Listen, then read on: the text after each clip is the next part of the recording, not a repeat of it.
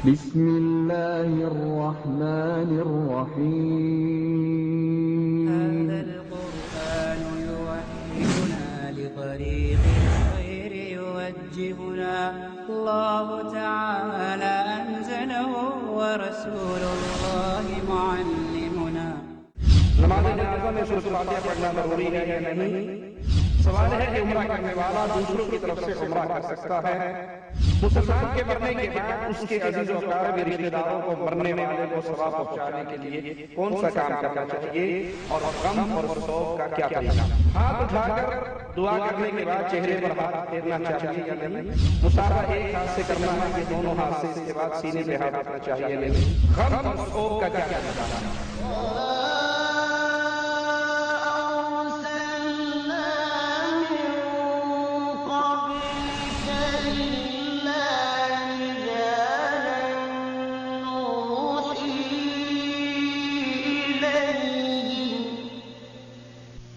فاسألوا أهل الذكر إن كنتم لا تعلمون. إن الحمد لله نحمده ونصلي على رسوله الكريم. أعوذ بالله من الشيطان الرجيم. بسم الله الرحمن الرحيم. قل هو الله أحد الله الصمد لم يلد ولم يولد ولم يكن له كفوا أحد. سائل کہتا ہے اگر آدمی غصے میں آ کر اپنی بیوی کو طلاق دے دے اور اگر وہ دوبارہ رکھنا چاہے تو کس طرح رجوع کرے؟ اکثر یہ سوال آتا ہے کہ میں نے غصے میں آ کر بیوی کو طلاق دی، تو طلاق ہمیشہ دی ہی غصے میں جاتی ہے، محبت کے اندر آ کر کوئی طلاق نہیں دیتا کہ مجھے آپ سے بڑا پیار ہے جاؤ میں آپ کو طلاق دے کر فارغ کرتا ہوں۔ اختلاف ہوتا ہے، نقطہ نظر میں غصہ آتا ہے اور انسان یہ قدم اٹھاتا ہے۔ انسان نے اپنی بیوی کو طلاق دی، اب وہ 3 حیض اس کی مدت ہے، عدت ہے، اس کے دوران اگر رجوع کر لے، اس کے قریب ہے، جسمانی تعلق کر لیتا ہے تب بھی رجوع ہو جائے گا، اور اگر دور ہے تو اس کو اطلاع دے دیتا ہے تو تب بھی وہ رجوع ہو جائے گا۔ یہ اگر اس نے پہلی دفعہ طلاق دی ہے تو رجوع کر سکتا ہے اس عدت کے دوران، اور اگر عدت گزر جاتی ہے اور وہ رجوع نہیں کرتا اور پھر عدت گزرنے کے بعد دوبارہ دونوں کا پروگرام اکٹھا ہونے کا بنتا ہے تو نئے سرے سے دوبارہ نکاح ہوگا۔ عدت گزر جائے تو نئے سرے سے نئے حق مہر کے ساتھ دوبارہ نکاح ہوگا۔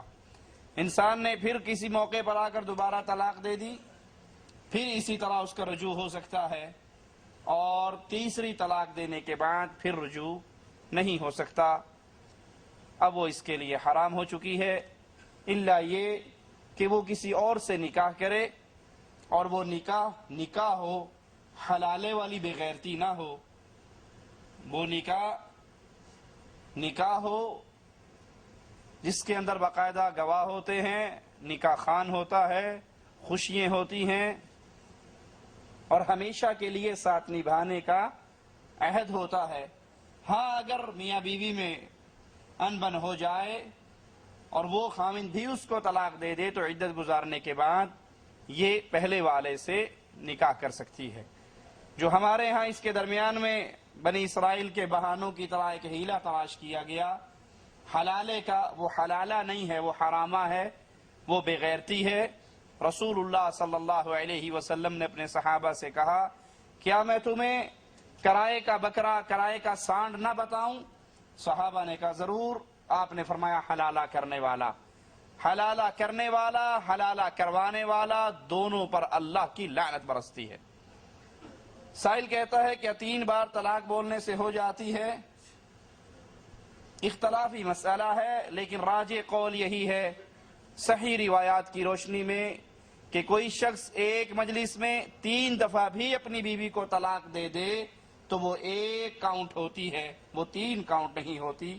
صحیح قول صحیح حدیث کی روشنی میں یہی ہے کہ ایک مجلس میں دی جانے والی 3 طلاقیں بھی ایک ہی گردانی جاتی ہیں۔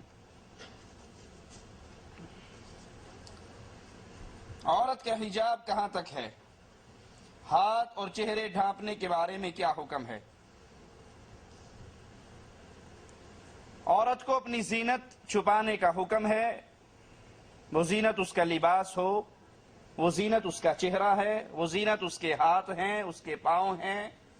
عورت پوری کی پوری برقعے کے اندر چھپی ہوئی ہونا ضروری ہے۔ سر کے بالوں سے لے کر پاؤں کی ایڑیوں تک عورت پردے میں چھپی ہونی چاہیے، نامحرم کے سامنے۔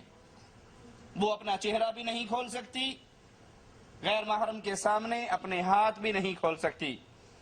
رسول اللہ صلی اللہ علیہ وسلم جب تکبر سے ڈراتے ہوئے ٹخنے سے چادر نیچے رکھنے کا ذکر کرتے ہیں تو کہتے ہیں کہ عورتوں کے لیے ہے کہ وہ ایک بالشت اپنا کپڑا اپنی ایڑیوں سے نیچے رکھیں، اس سے زیادہ چادر نہ لٹکائیں۔ ام سلمہ رضی اللہ تعالی عنہا فرماتی ہیں کہ یا رسول اللہ صلی اللہ علیہ وسلم، اس طرح کرنے سے اگر ایک بالش کپڑا ہوگا تو جب ہم چلیں گی تو ہماری تو ایڑیاں ننگی ہوں گی، چلتے ہوئے کپڑا اٹھے گا ہمارے پاؤں ننگے ہوں گے۔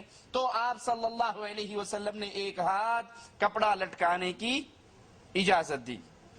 تو عورت کا ہاتھ، عورت کا چہرہ، جن لوگوں کا یہ دعویٰ ہے کہ ہاتھ اور چہرہ چھپانے کی شریعت میں کوئی دلیل نہیں، ان کا یہ دعویٰ غلط ہے، بلکہ پردے میں عورت کا چہرہ، عورت کا ہاتھ یہ شامل ہے۔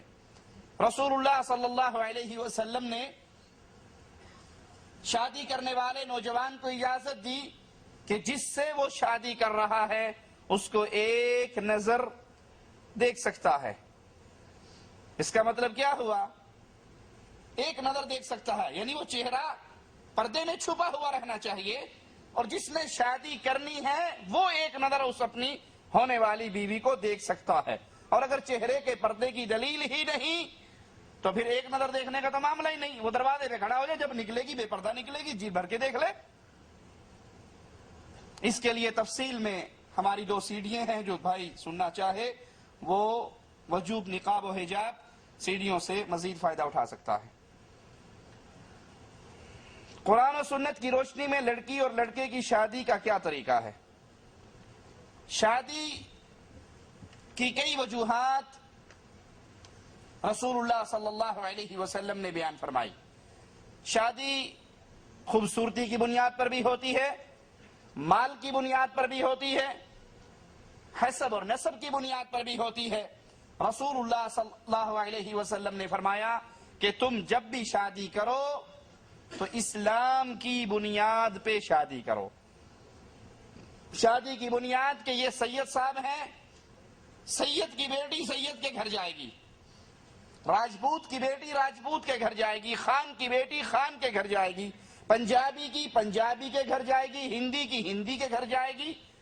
یہ بنیاد اسلام نے نہیں بیان کی، یہ ہندوازم کی بنیادیں ہیں۔ ذات پات کی بنیاد پر جو شادیاں ہوتی ہیں وہ ہندوازم میں ہیں۔ اسلام میں نکاح کی بنیاد اللہ کا دین اور اسلام ہے۔ جب بھی شادی کی جائے، شادی کرتے ہوئے لڑکی ہو یا لڑکا ہو اس کا دین دیکھا جائے۔ رسول اللہ صلی اللہ علیہ وسلم نے فرمایا تمہارے پاس کوئی نکاح کے لیے آئے جس کا دین اور اخلاق 2 چیزیں آپ کو پسند ہو تو اس رشتے کا انکار، اور اگر انکار کرتے ہو تو پھر ڈر جاؤ کہیں اللہ کی طرف سے تم کسی فتنے میں مبتلا نہ ہو جاؤ، او کما قال علیہ الصلوۃ والسلام۔ تو شادی کی بنیاد نہ ذات پات ہے، نہ برادری ازم ہے، نہ خوبصورتی، مال، حسب اور نسب ہے۔ شادی کی بنیاد صرف دین، ایمان، اسلام، توحید، یہ شادی کی بنیاد ہے۔ مجھے میرے دوست نے ایک تحفہ میں انگوٹھی دی جس میں عقیق لگا ہے، کیا میں اس کو پہن سکتا ہوں؟ انگوٹھی میں کوئی